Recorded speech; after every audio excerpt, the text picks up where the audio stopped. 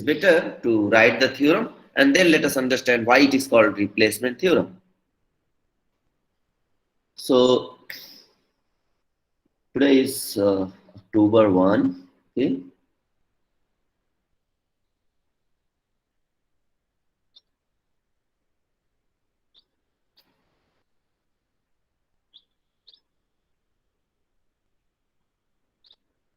Then we have number one thing that m is always less than or equal to n. And number two, and there exists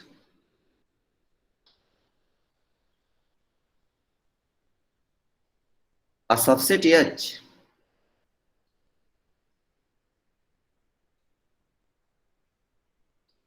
of G containing exactly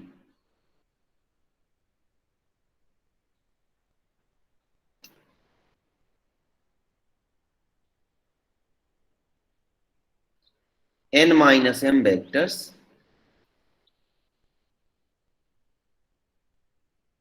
such that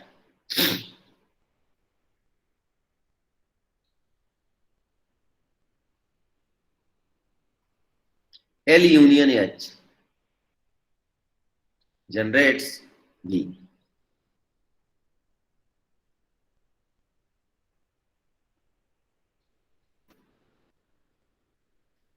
So let us understand what is the meaning of this theorem first of all.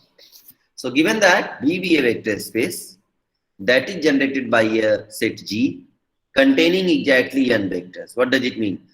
Meaning is that suppose V1, V2, Vn are vectors, then V1, V2 are not same. V3 is not same. Okay, so V1, V2, V3 all are distinct.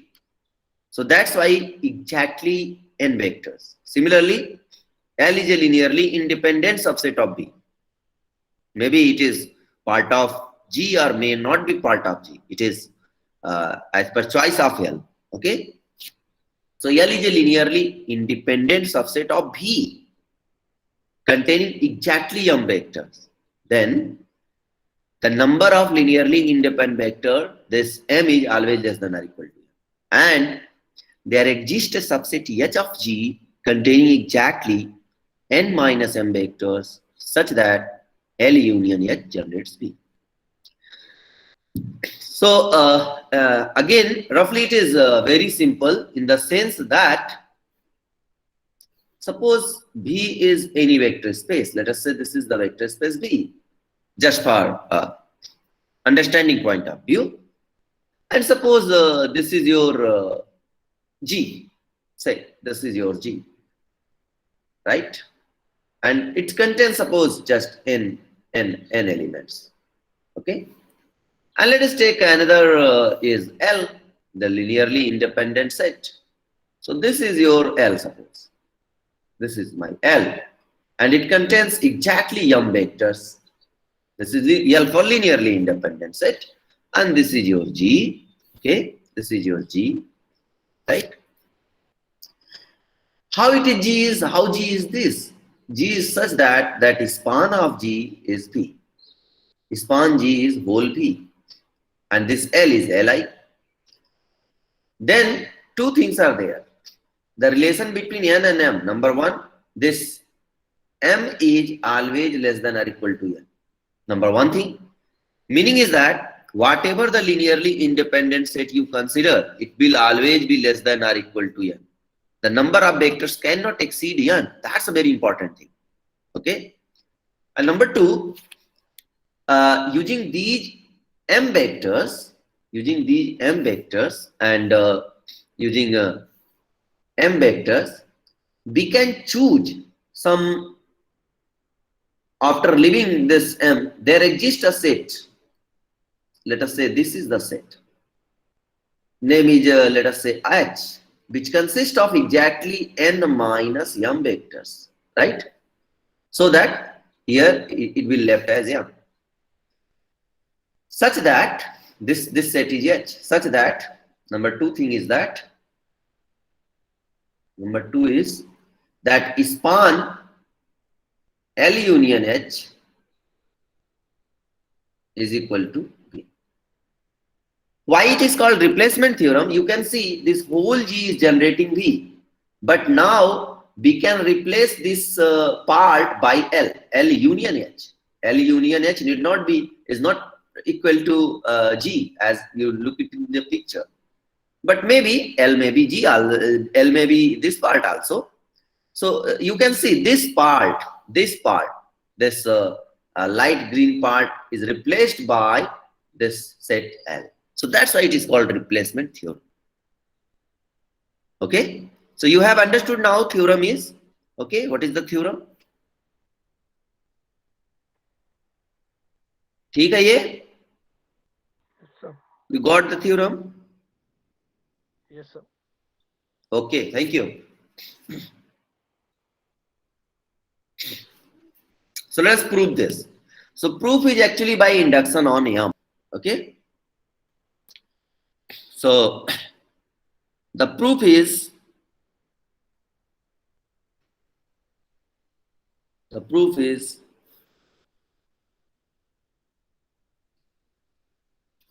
by induction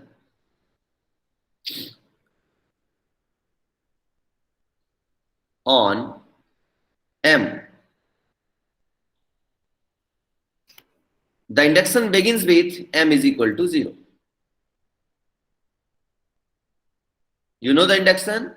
If something is true for some natural number and we can prove that it is true for n plus 1, then we are done for everyone. That is, first you need to prove it is true for 1, then you need to prove for it is 2, it is true for 3, and so on. So in general, we prove, what is the idea? Prove for n is equal to 1.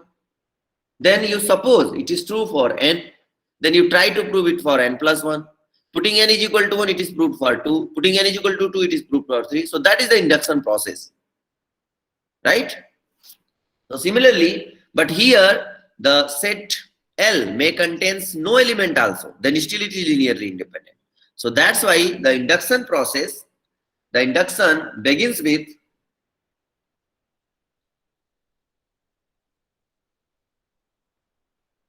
M is equal to 0. Right?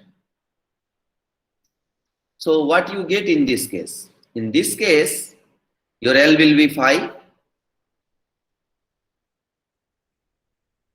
In this case, L is 5, the empty set, right? And so, what will be H? If M is 0, then H will be n minus 0, that is whole n, that is H is equal to G. So in taking H is G, we have L union H is equal to phi union G, because H is G, so it is G. And of course, clearly it generates V.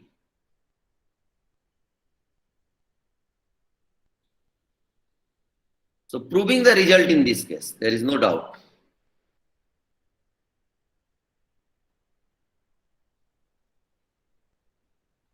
Proving the result in this case. So this is actually trivial case. So I hope you got the point.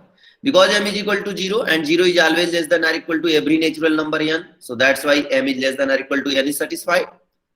Second, if L is equal to phi, L is empty, M is 0, then L is empty, is always linearly independent set.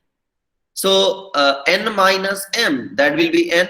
So if the elements are n, number of elements are n, and the number of elements in G is also n, so you can take H is equal to G. So in this way, L union H, which is G, and already it is given in the theorem that is span G is B. So that's why span L union H is equal to G, and that generates B. So proving the result in this case. So दो के दोनों proof हो गए, right? Okay, fine.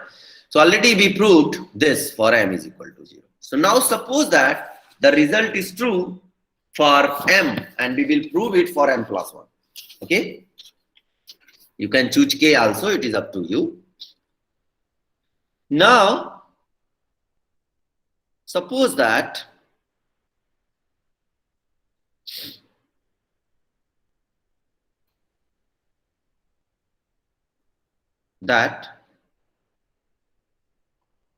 the theorem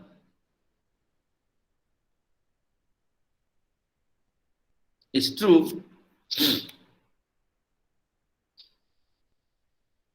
for some integer m. But here it is not only natural number, it may be 0 also. Integer m bigger than or equal to 0. We prove that. What you prove? We prove that the theorem is true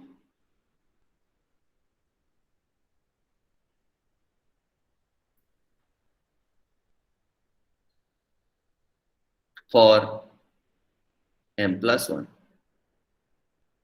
Meaning is that we will choose a linearly independent set containing m plus 1 vectors, right? So let L is equal to V1, V2, Vm plus 1,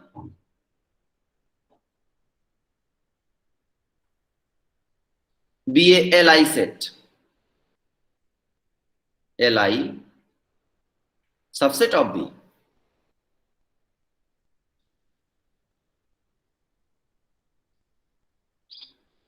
Subset of V containing m plus 1 vectors. Exactly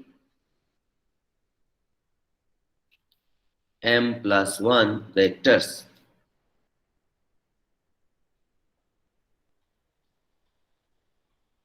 Okay. Then what you have? You have the result is true for m. Means if L consists of just m vectors, then the theorem is true. So use that one. Then the set, this set, which set?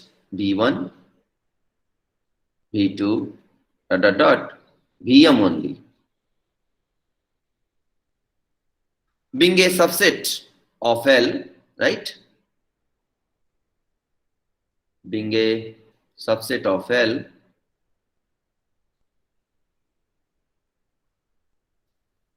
this set is Li.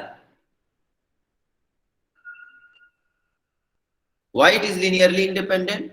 Because this set of vector is a subset of this. And you know that if A is a linearly independent subset, then every subset B of A is also linearly independent, right? That is, if A is a subset of B and B is Li, then A will be Li, right? Every subset of Li is Li. That is the result. So because this is subset of Li, so it's Li.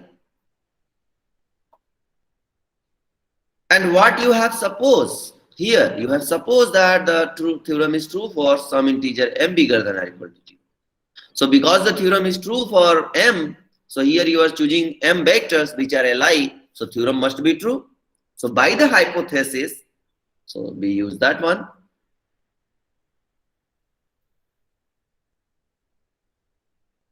By hypothesis,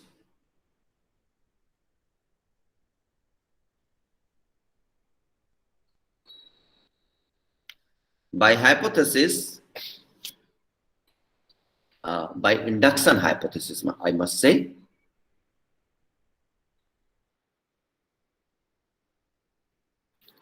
by induction hypothesis,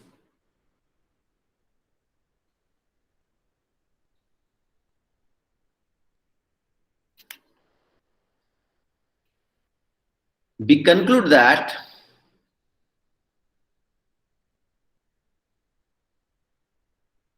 number one thing, that this m is less than or equal to n, right?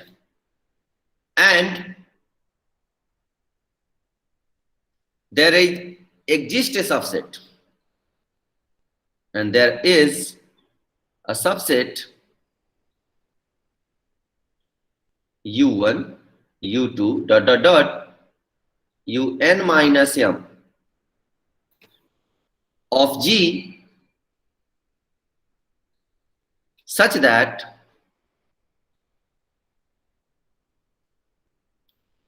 the earlier set, linearly independent set B1, B2, Bm union with this set, that is U1, U2 dot dot Un minus M containing exactly n minus m vectors of G generates V, right? And thus there are scalars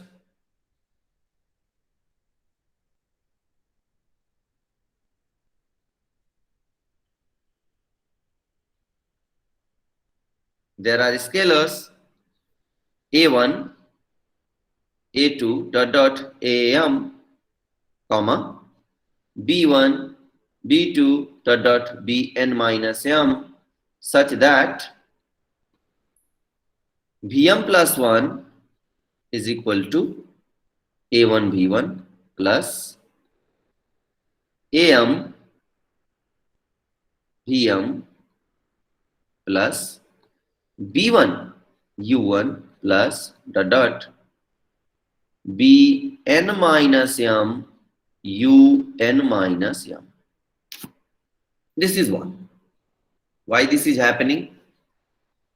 Why you got the scalars like this and Vm plus 1 can be written like this? Why? Please answer. Top of this screen, that V1, V2, Vm, U1, U2, Un minus n generates V. So because it generates V, so every vector of V can be written as a linear combination of these vectors. So Vm plus 1 is a vector in V. So that's why it is possible. Okay?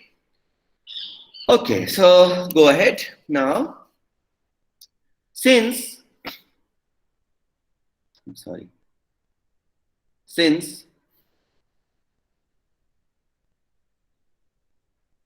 n is bigger than or equal to m, this implies n is equal to m or n is bigger than m. So there are only two possibilities, either this or this. If n is equal to m, then Vm plus 1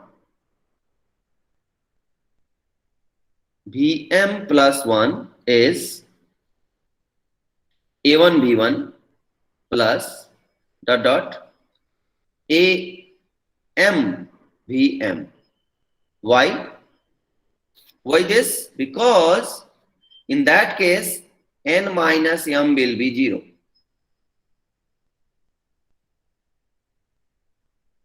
This one, right, will imply that n minus m is 0. So n is equal to m will imply that n minus m is equal to 0. So that's why there is no vector in this set, right? The reason is Vm plus 1 is generated by A1, V1, A2, V2 and so on this. So by the hypothesis you can eliminate, you can replace the elements of G by these vectors and the remaining vectors will be from G. But if you take n is equal to m, so n minus m is 0, that means this set has no vector. So there is no vector u1, u2, u1. u1 means one vector is there. When you say n minus m is 0, it means there is no vector at all, is not it? So that's why Vm plus 1 is A1, this V1 plus dot dot AM Vm, right? Is it okay? So what we see? We see that Vm plus 1 is just linear combination of these vectors. And what it proves? It proves that this implies L is V1, v2 dot dot dot vm, and this vector also vm plus 1 is LD. Kyun? Because one of the vector of this L, the last vector vm plus 1, has been expressed as a linear combination of remaining vectors. So that's why it is a LD set. In fact, if you make this vm plus 1 on the right hand side, then you will get plus minus 1 times vm plus 1 and left side 0 vector. So at least one coefficient is non-zero, that is minus 1. So you have a linear combination for 0 using these vectors, which is non-trivial, and that's why it is linearly dependent, which is a contradiction, right? Contradict to the assumption.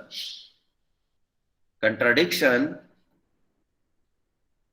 to assumption that L is Li. Hence, what is the possibility? N is strictly greater than M. N is equal to M is not possible. And this implies that N is bigger than or equal to M plus 1. For example, 5 is greater than 3. So 5 is greater than 3 plus 1. 5 is greater than or equal to 3 plus 1, that is 4. 5 is greater than 4. But if you add in 1 in 4, then 5 is bigger than or equal to 5. At least one is true, equality. So you can write this. Very simple. Okay, so one thing has been proved, that this set L consists of m plus 1 vectors, and this m plus 1 vector is less than or equal to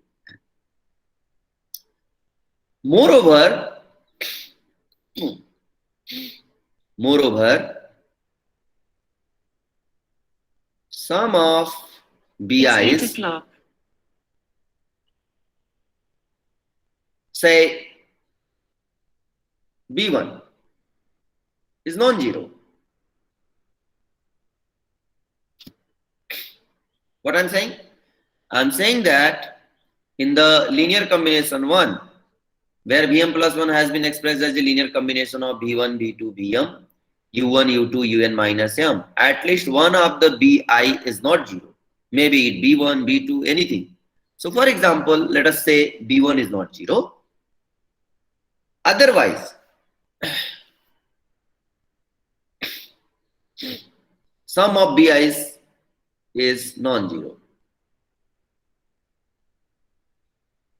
Say B1 is not 0. Otherwise means all the Bi is 0. Otherwise, we obtain the same contradiction.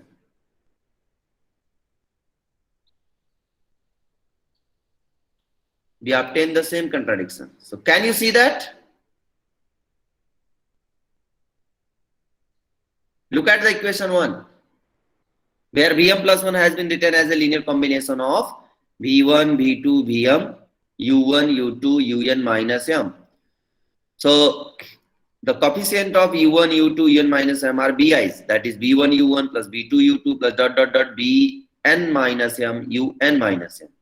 If all the Bi's are 0, then there is nothing of U1, U2, Um. So Vm plus 1 will be just linear combination of V1, V2, Vm. And again you reach at the same contradiction. That is V1, V2, Vm, Vm plus 1 is linearly dependent set.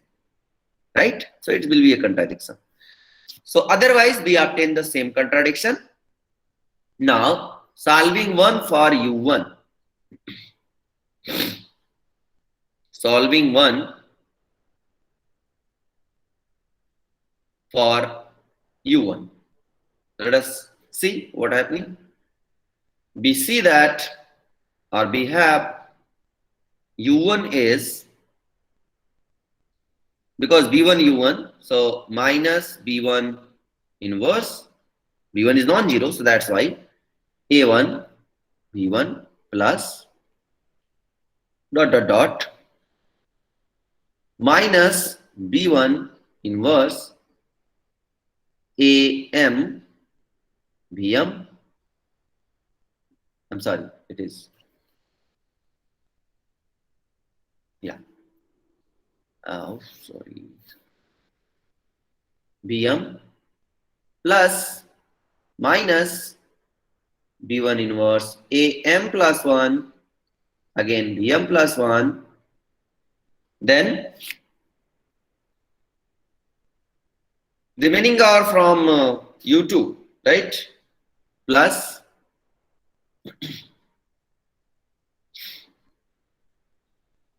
minus B1 inverse U2, B2, right? B2 U2. B2 U2 plus and so on minus B1 inverse Bn minus m Un minus m. That's that. So U1 now has been written as the linear combination of these vectors. What is our claim? So what is H? Let us take H is U2. We start with U2. U2, U3, dot dot dot, Un minus m.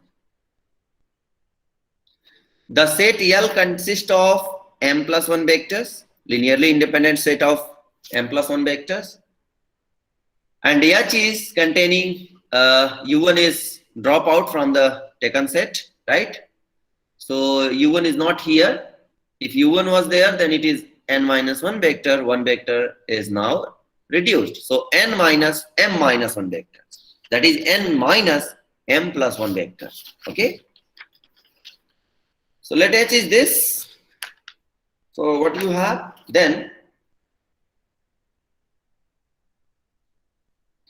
clearly go to the next page. Then clearly, number one, U1 belongs to span of L union H. Yes or no? Just check that. Right? Because L is V1, V2, Vm plus 1 and H is U2, U3 dot dot Un minus m. So L union H. So as a linear combination of this, U1 belongs to span L union H. And since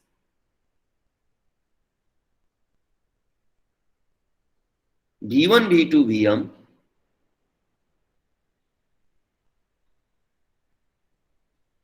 comma U2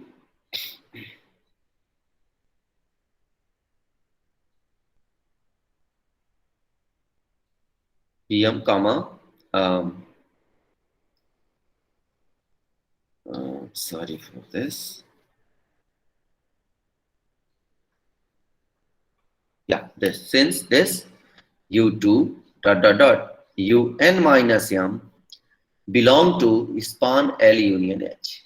Already. Why? Because the reason is this V1, V2, Vm is element of L, U2, Un minus m is element of H. It follows that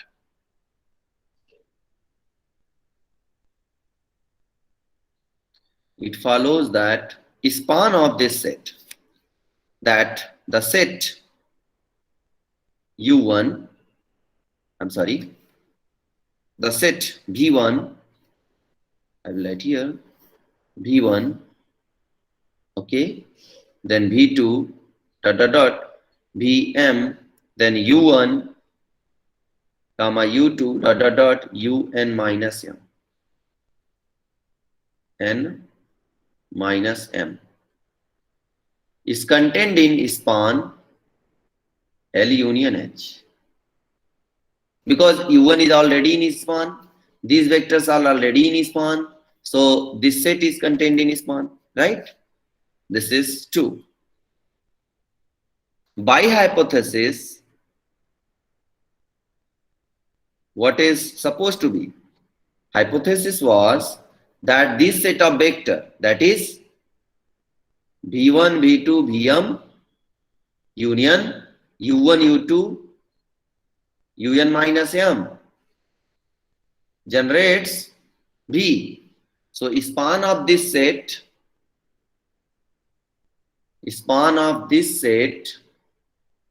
is V. So this is 3. See, this S is a subset of T. The span of T is already V, right? Span of L union H is already, span of this set. This is set is S, and suppose this set is T. So if span of S is whole vector space V, then span of T will also be vector space V. So that is already done. Means if the smaller one will generate the whole space, then bigger of course will generate. So by hypothesis, this V1, V2, Vm and U1, U2, Un minus M generates V. So that's why span L union H must be V. क्योंकि छोटा वाला जब V को generate कर रहा है तो बड़ा वाला तो V को जनरेट करेगा ही, इसमें कौन सी आश्चर्य की बात है, right? So from 2 and 3, so from 2 and 3, we see that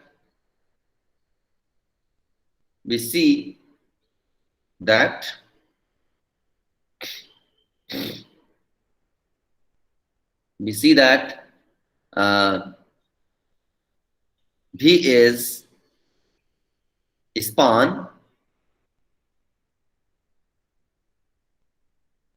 V1, V2, Vm, comma U1, U2 dot dot Un minus M is equal to, is contained in span L union H. Because V cannot be smaller than that, V is the largest, so V cannot be a subset of any of its subsets. So this implies that V is span L union H. And we have proved both the results. That is number 1, the number of elements in L is less than or equal to N. And number 2, L union H generates V. Now to prove that H contains exactly N minus M plus 1 vectors, because L here contains M plus 1 vector and M plus 1 is less than or equal to N, already proved. L union H is generating V. We have to just prove that H consists of just exactly N minus M plus 1 vectors. Since H is a subset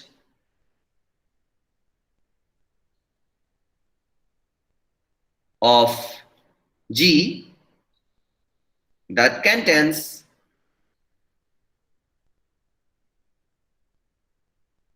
exactly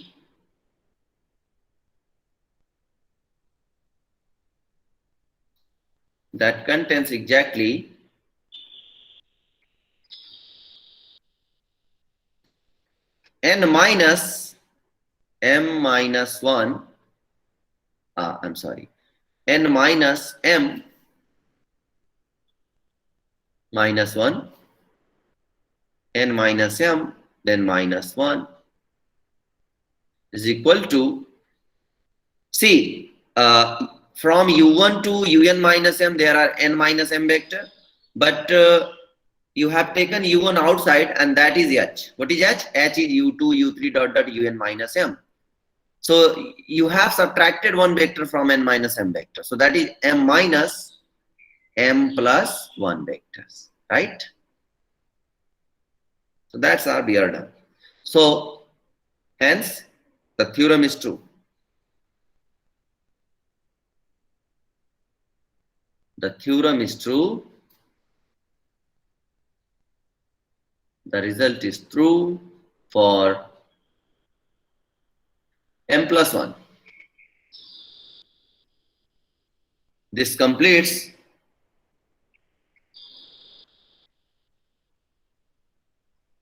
the induction. This completes the induction. And hence the theorem, right?